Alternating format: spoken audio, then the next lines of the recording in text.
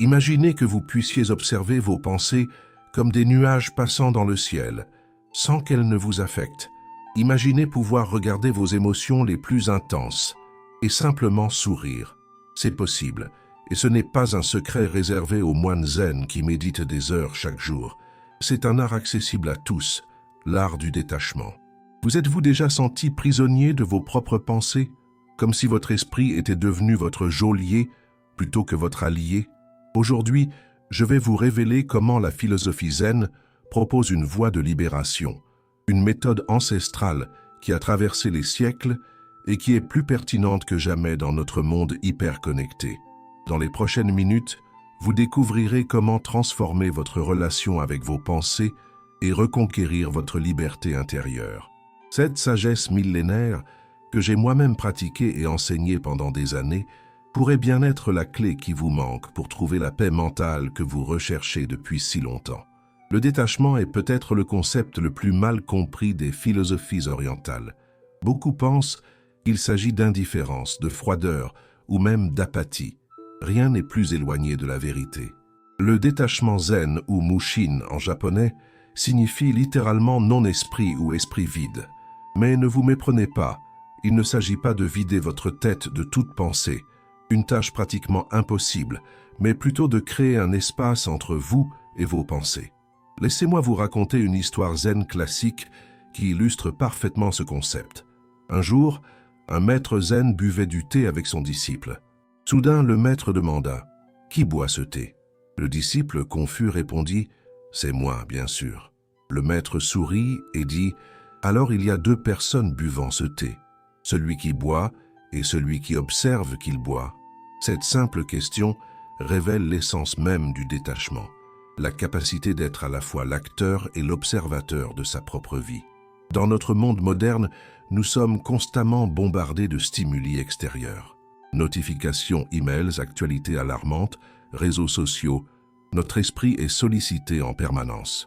Ajoutez à cela nos préoccupations quotidiennes, travail, relations, finances, santé, et vous obtenez un cocktail parfait pour ce que les psychologues appellent la rumination mentale.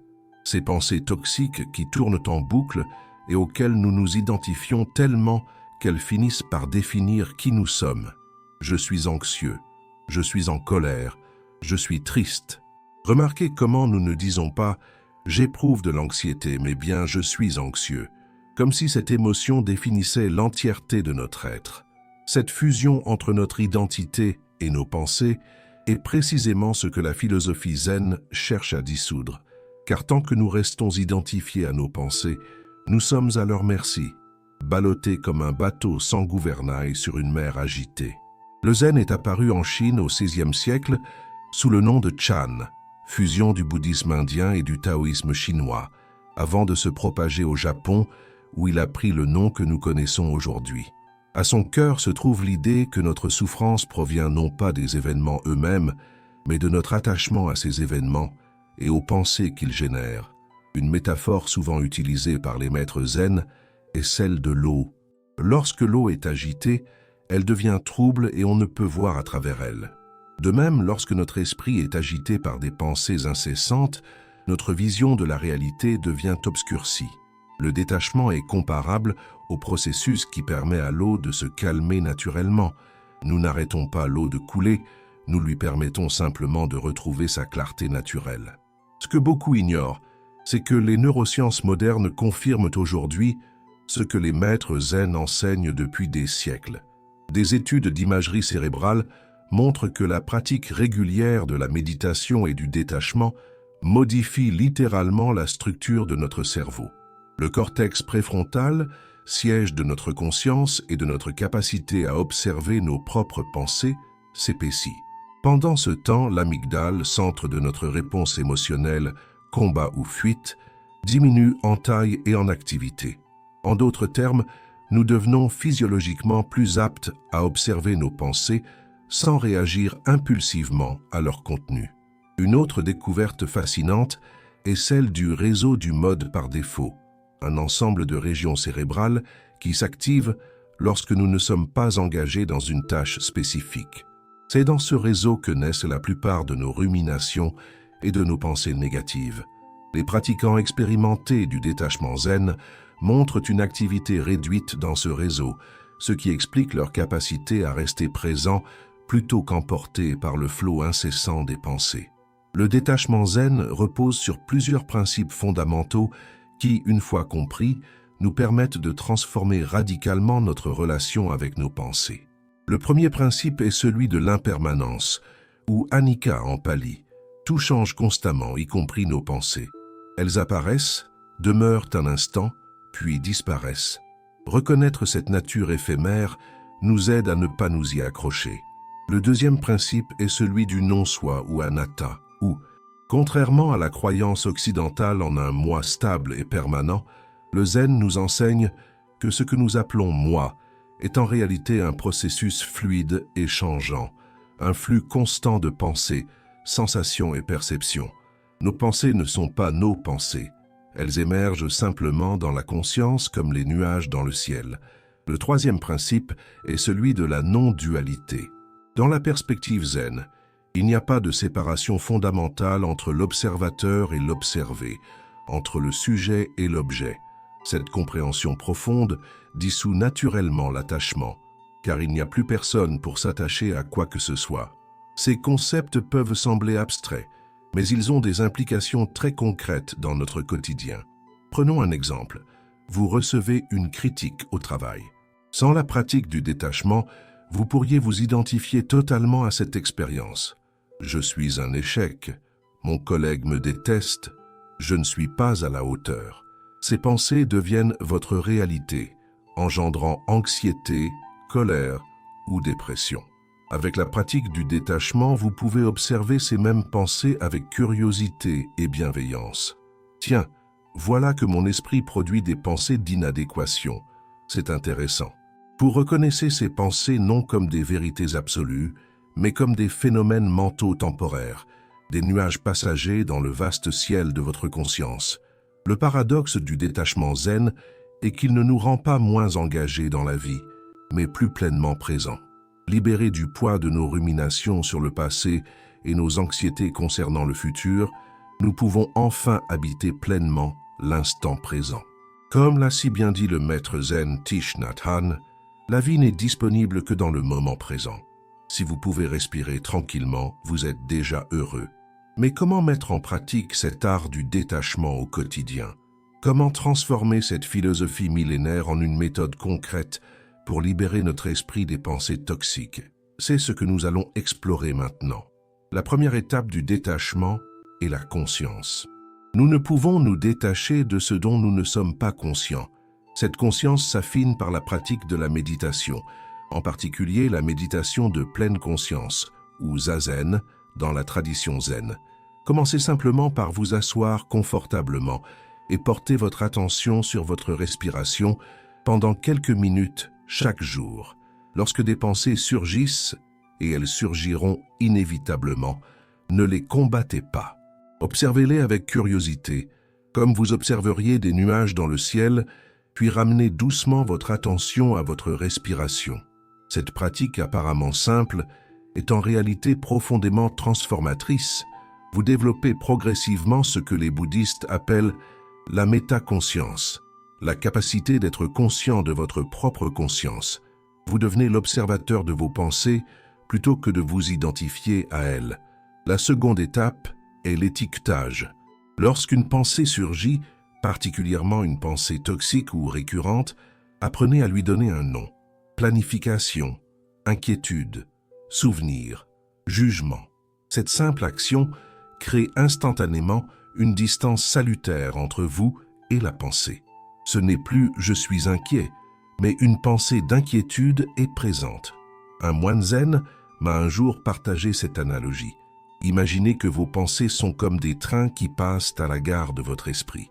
Sans détachement, vous montez dans chaque train et vous laissez emporter, parfois pendant des heures ou des jours. Avec la pratique du détachement, vous restez sur le quai, observant chaque train arriver puis repartir, sans nécessairement monter à bord. La troisième étape est le questionnement. Face à une pensée perturbante, posez-vous ces questions. Est-ce que cette pensée est utile? Est-elle vraie? Est-elle bienveillante envers moi-même ou les autres? Si la réponse est non, pourquoi s'y accrocher?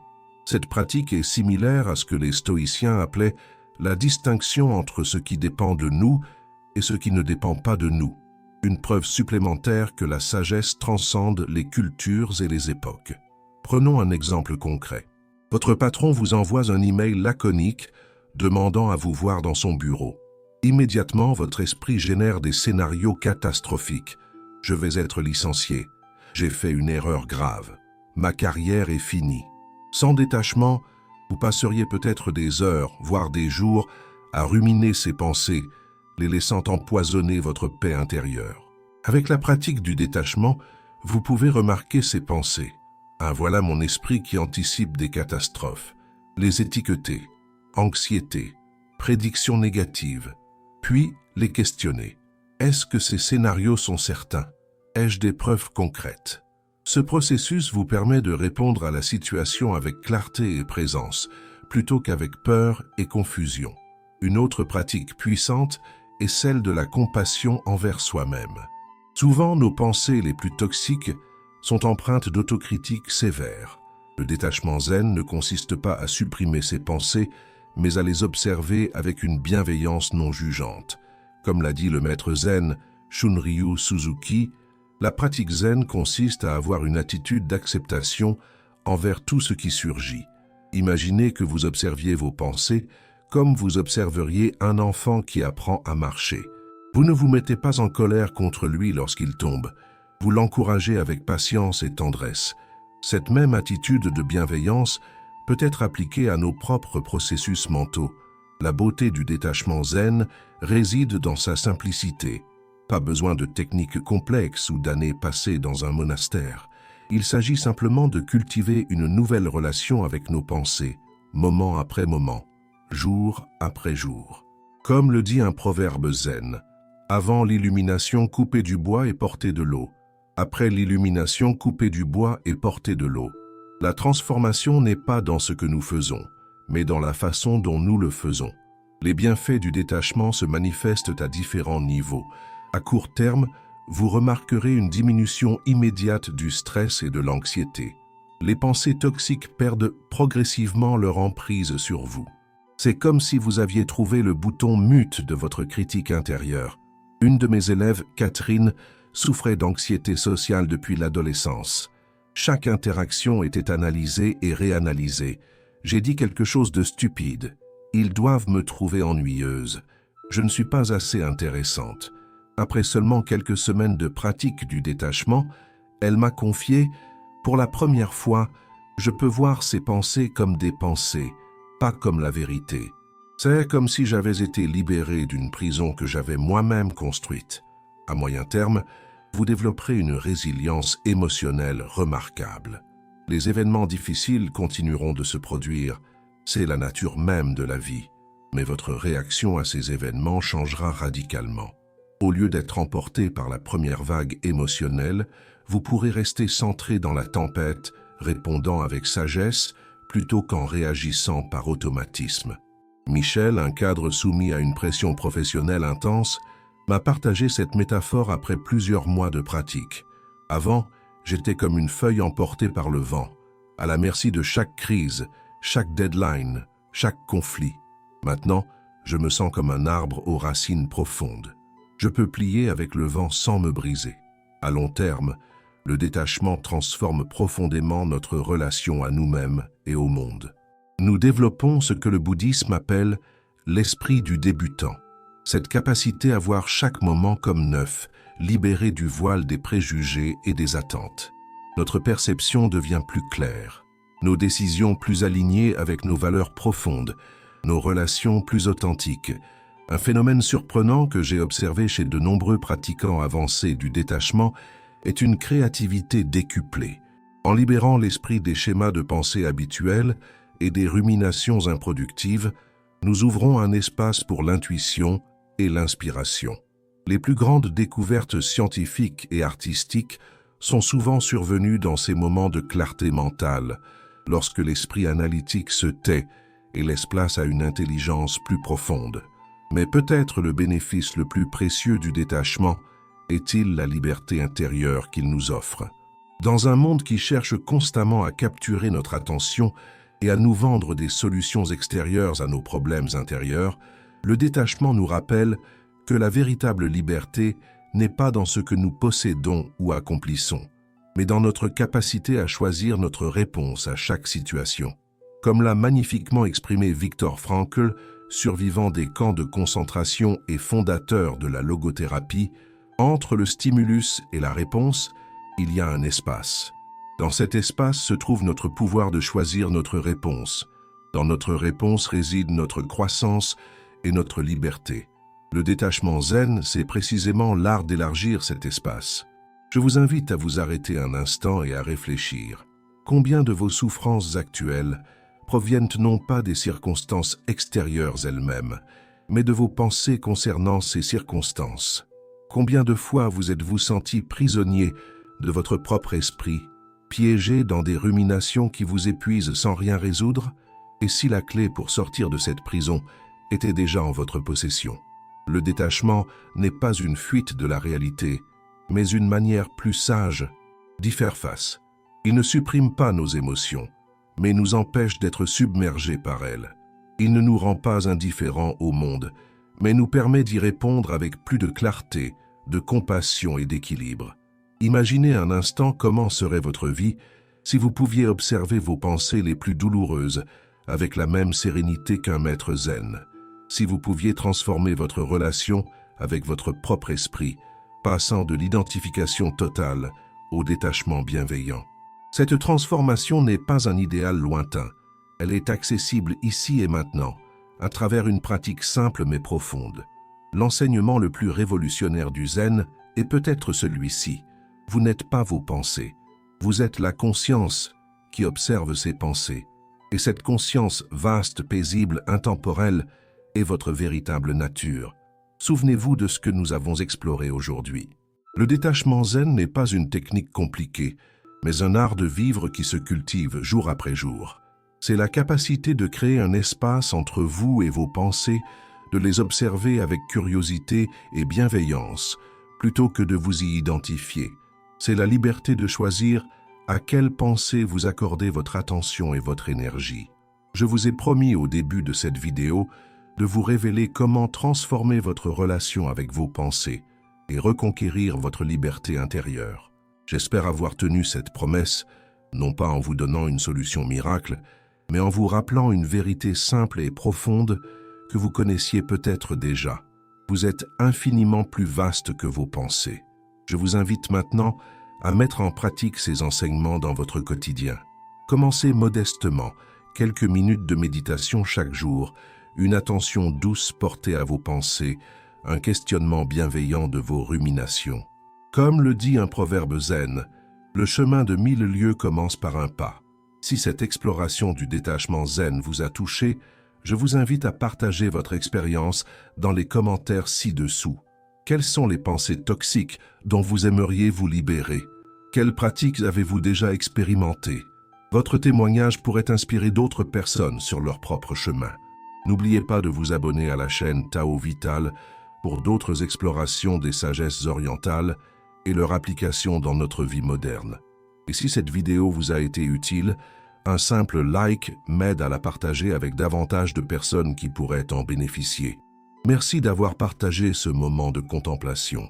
Souvenez-vous, entre vos pensées et vous, il y a un espace infini de liberté. C'est dans cet espace que réside la paix que vous cherchez.